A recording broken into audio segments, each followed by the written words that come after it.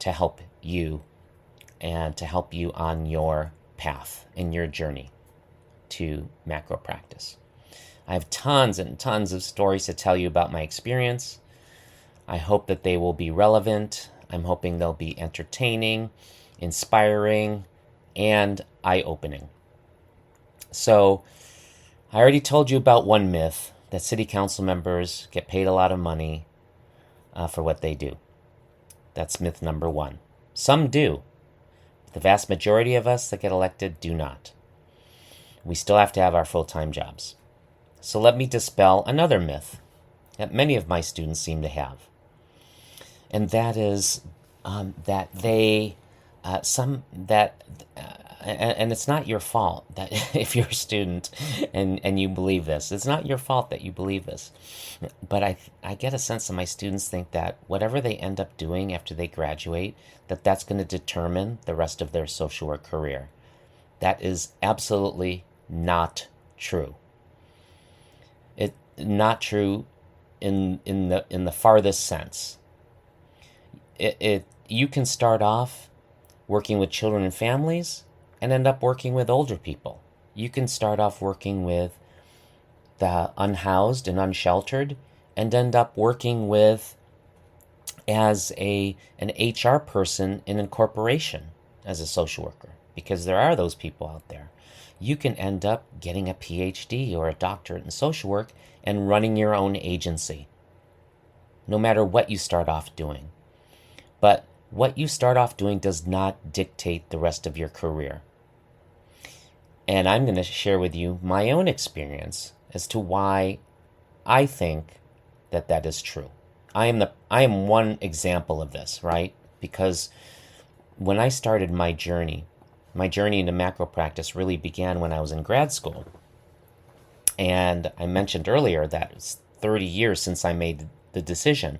Well, I made that decision when I was in grad school, because when I started in grad school, it was not my initial goal to be a macro social worker. In fact, that was the furthest thing from my mind. I wanted to be a therapist.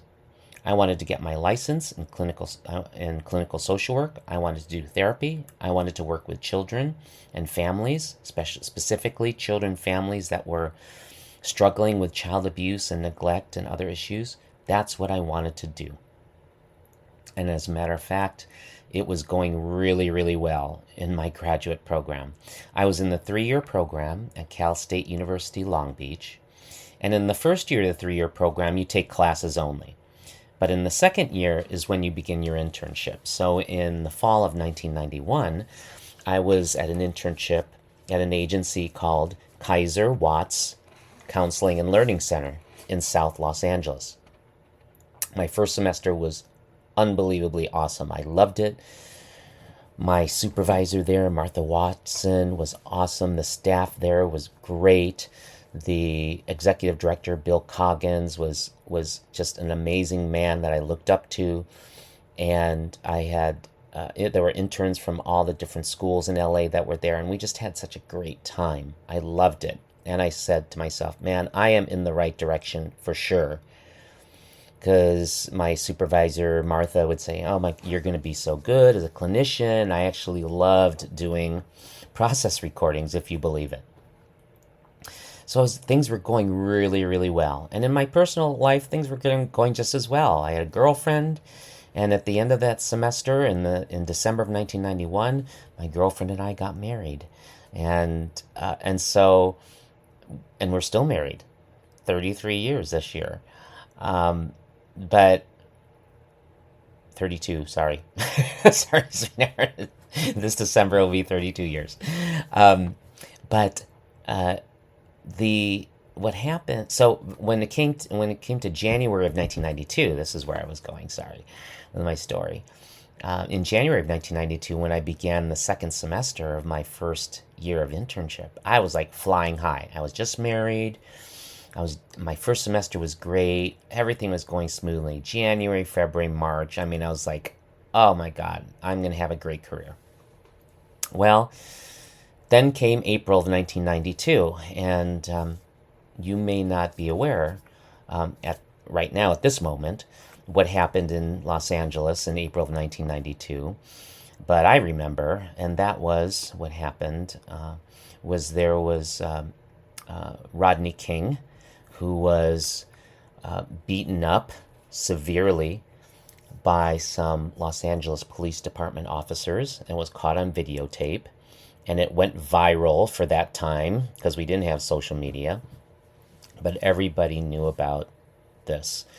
The verdicts of those police officers of the first trial came out in April of 1992, and I was interning that day. And when my client, who I was seeing for therapy that day, told me that the officers, all officers, 4 officers, I believe, were acquitted of all charges. Everyone in my agency, including the executive director, Bill Coggins, were on high alert, very nervous, very anxious. I remember coming out of therapy and seeing him pacing in the waiting area, and he kept looking out the front door of the agency. So he decided to shut down the agency and tell us all to go home. Well, later on that day was when the riot started. And if you don't know much about it, I will put some links on my website next to the podcast so that you could see for yourself. And you could Google it pretty easily as well. But you'll see that there was a massive civil unrest, and people went out in droves, rioting, looting, setting fire to things. It was surreal. I would walk out of my apartment, look towards downtown LA, and I would see plumes of smoke, just plumes of smoke rising up in the air from downtown LA. And it was that event, because I could feel it in my gut when I went back to the agency to do my internship the next week. I said, I could feel it in my gut. I was like, you know what? I felt so uneasy. I'm like, I was thinking to myself, I don't belong here. I don't belong here. I maybe I got a flash of what my future was going to be like as a therapist, and I didn't like it. I didn't want it. And I kept thinking to myself, I want to be where the action is.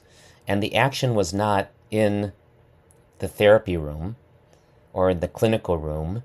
The action was outside. It was in the community. It was in the neighborhoods where people were what I felt were displaying their anger and unrest and frustration of oppression, of being oppressed and being discriminated against and having no resources and no hope, because I saw those same things in the clinical room when we were doing therapy. So it made sense to me to be out there in the community. Well, of course, I was not going to get into my car and drive out in the community and say, okay, I'm here, I'm with you, I'm in solidarity with you, because I really didn't know anything about the community and I didn't know what was happening. But I made it a point to find out.